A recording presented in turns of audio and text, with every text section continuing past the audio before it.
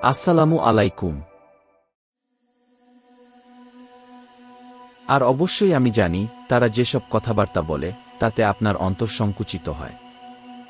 নবী মুহাম্মদ সাল্লাল্লাহু আলাইহি ওয়াসাল্লামকে আয়াত নাজিলের মাধ্যমে মহামহিম আল্লাহ রাব্বুল আলামিন এভাবেই জানিয়ে দেন, অবাধ্যদের কথায় তিনি যে কষ্ট, যে যন্ত্রণা, যে ব্যথা উনার অন্তরে অনুভব করেন সে সম্পর্কে আল্লাহ তাআলা নিশ্চিতভাবেই জানেন।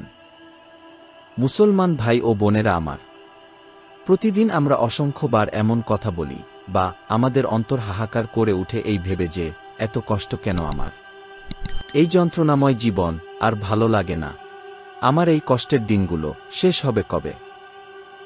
একটু ভেবে দেখুন প্রিয় নবীজিকে আল্লাহ তাআলা কি বলেছেন।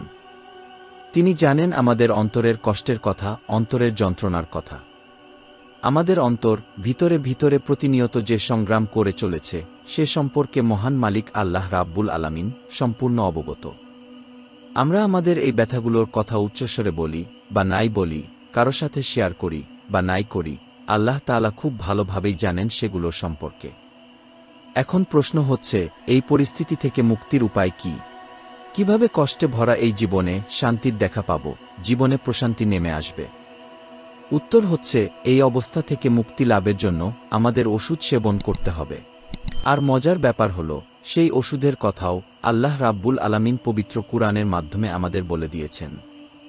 সুতরাং আপনি আপনার রবের প্রশংসায় তাসবিহ পাঠ করুন এবং সিজদাকারীদের অন্তর্ভুক্ত হন।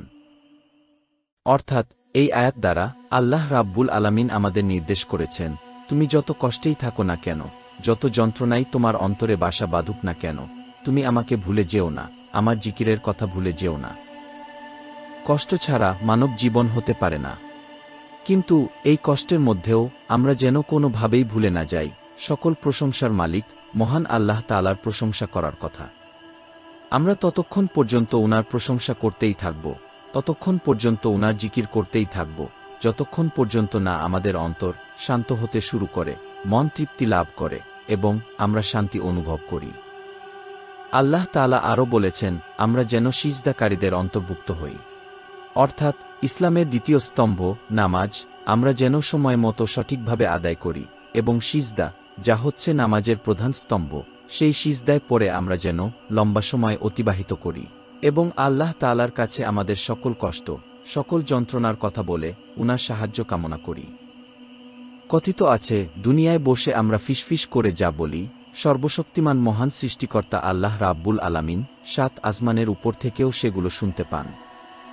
একদা একজন ব্যক্তি ছিলেন যিনি কিনা ভয়াবহ কষ্ট এবং যন্ত্রণার মধ্য দিয়ে উনার প্রতিদিনকার জীবন অতিবাহিত করতেন। উনার জীবন এতটাই এলোমেলো হয়ে উঠেছিল যে নামাজের প্রতিও তিনি মনোযোগ দিতে পারতেন না।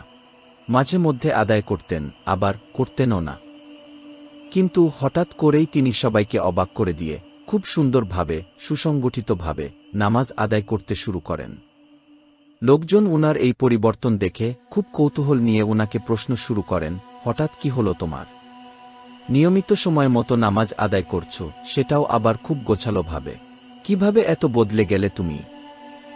উত্তরে ব্যক্তিটি বলেন, আমি বহুদিন যাবৎ একজনকে খুঁজে বেরিয়েছি যাকে আমার সব কষ্ট এবং যন্ত্রণার কথা খুলে বলবো, কিন্তু কেউ আমার কথা শুনেনি। অবশেষে মানুষকে বলা বাদ দিয়ে দৈনিক ৫ ওয়াক্তের নামাজ নিয়মিত আদায় করতে শুরু করি এবং ফিসফিস করে আল্লাহ তাআলাকে আমার কষ্টের কথাগুলো বলতে শুরু করি। যদিও তিনি জানতেন আমার অন্তরের কষ্টের কথা, অন্তরের যন্ত্রণার কথা, তারপরও আমার ফিসফিসানি উনি শুনেছেন এবং খুব অল্প সময়ের মধ্যেই আমি আমার অন্তরে তৃপ্তি ও শান্তি খুঁজে পাই। আর তাই এখন যে কোনো কাজ সুন্দরভাবে সম্পন্ন করতে পারি।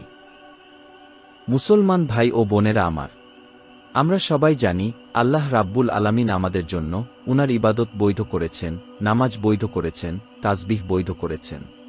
কিন্তু কখনো কি ভেবে দেখেছেন কেন?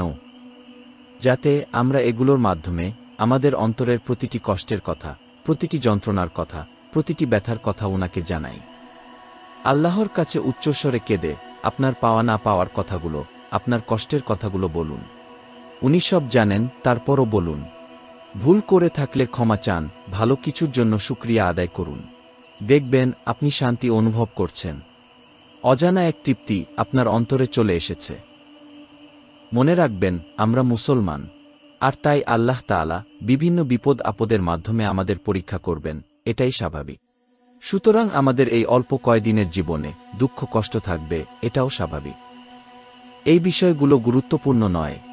গুরুত্বপূর্ণ হচ্ছে সকল পরিস্থিতিতে আমরা আমাদের ঈমান ঠিক রাখতে পারছি কিনা। মৃত্যু সর্বদা আমাদের নিকটেই থাকে। একবার মৃত্যুর স্বাদ গ্রহণ করলেই হল।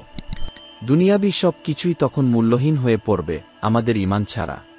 তাই আসুন, আমাদের জীবনের অল্প যে কয়টা দিন বাকি আছে, সেই দিনগুলোকে আমরা গুরুত্বের সাথে গ্রহণ করি, আল্লাহর ইবাদতকে গুরুত্বের সাথে গ্রহণ করি, আল্লাহ তাআলাকে গুরুত্বের সাথে গ্রহণ করি। প্রতিদিন আমাদের প্রার্থনা হোক, আল্লাহ যেন আমাদের সকল ইবাদত গ্রহণ করেন, সকল ঈমানী পরীক্ষায় উত্তীর্ণ করেন এবং ইসলামের পথে সর্বদা অবিচল রাখেন, ততদিন পর্যন্ত যতদিন পর্যন্ত না ওনার সাথে আমাদের দেখা হয়। আমিন।